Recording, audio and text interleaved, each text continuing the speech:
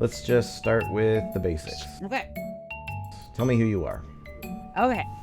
My name's Claire, actually, and I am an artist and teacher and mom and wife.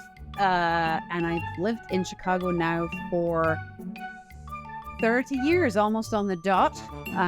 But I come from Scotland, Edinburgh, Scotland originally. I make very silly, absurd, inflatable sculptures.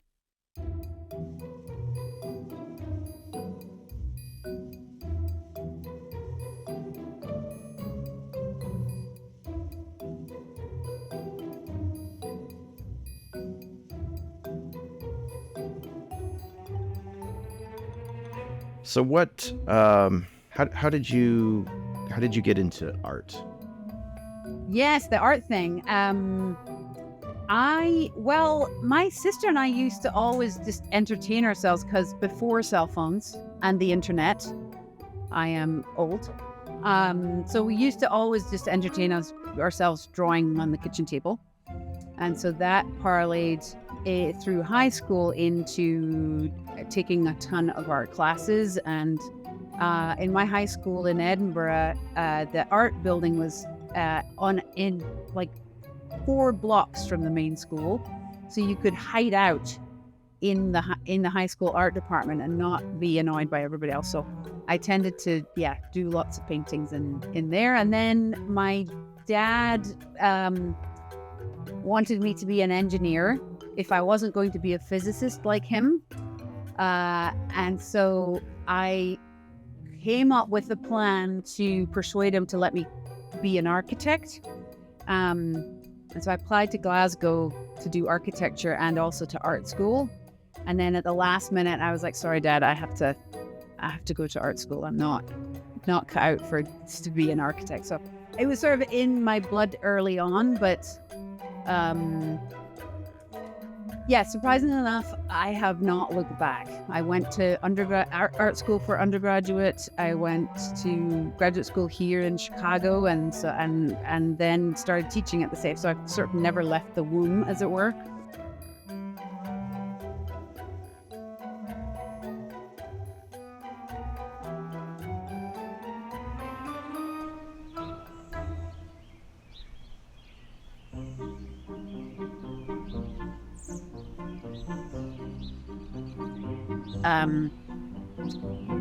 If play is a really serious matter in an artist's practice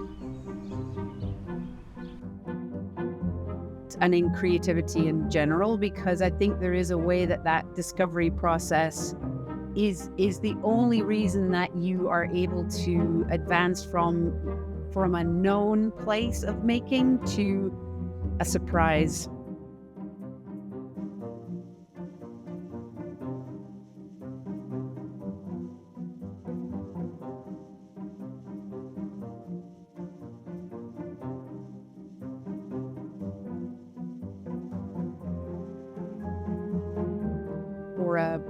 Or a way that there's an invention beyond what you might have imagined when you started out. So I talk a lot about failure as being a positive thing, as being a throughway to discovery, and play as being a very serious activity.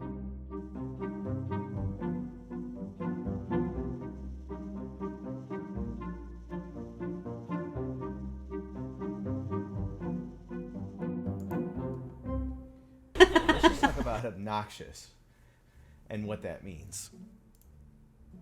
Because I see both that and harmony. Thank you. Yay. Right? Thank you. Yeah.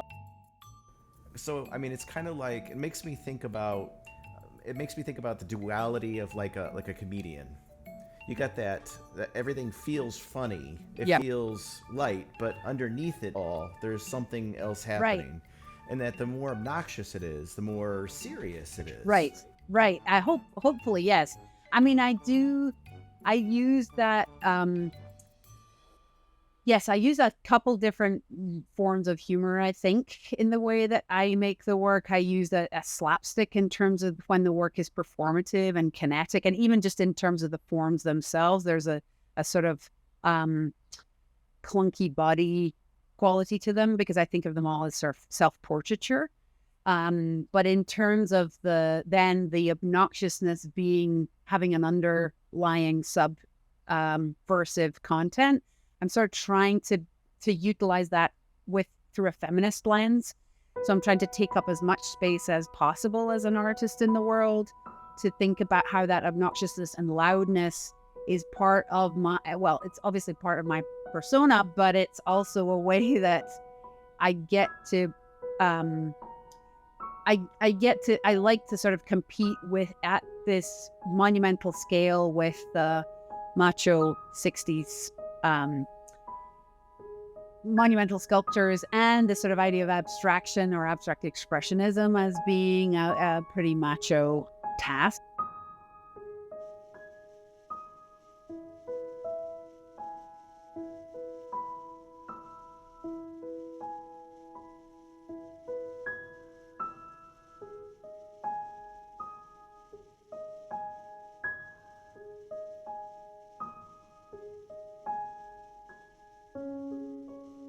Claire's piece was unbelievably perfect in that spot. It was like people entering the farm, they see this glimpse of color over there that you can't miss because it was so huge. And yeah, it's this sense of playfulness. Like you could see the smiles on people's faces as they walked closer. And Claire herself, she's such a vibrant personality that yeah, it's just definitely where the art is a reflection of the person. Um, her pieces, like I knew I wanted to ask her to show at Cultivator because I thought it was a perfect fit. And I love Claire.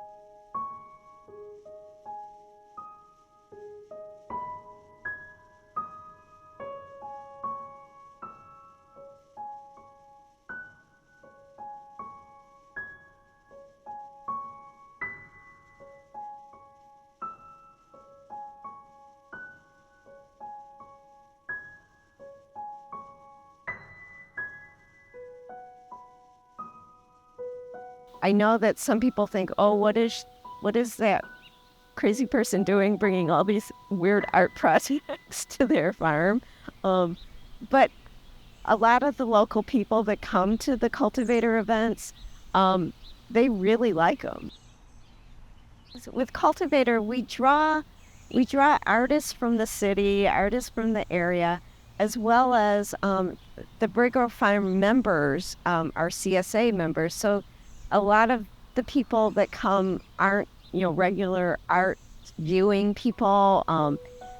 There's just a combination of people, including children.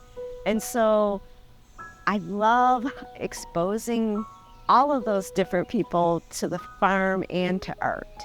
And with Claire's piece, the children were fascinated by them, and the people who don't normally see art were really affected that this is art.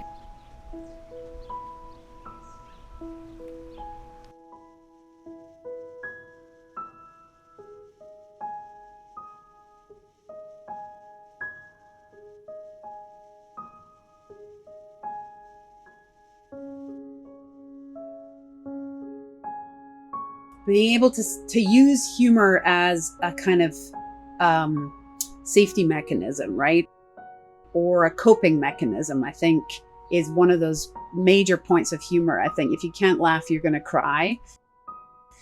And I think also, right, in terms of that sense of play, there has to be ways that we can think around a problem as opposed to being siloed or pigeonholed into only having one solution.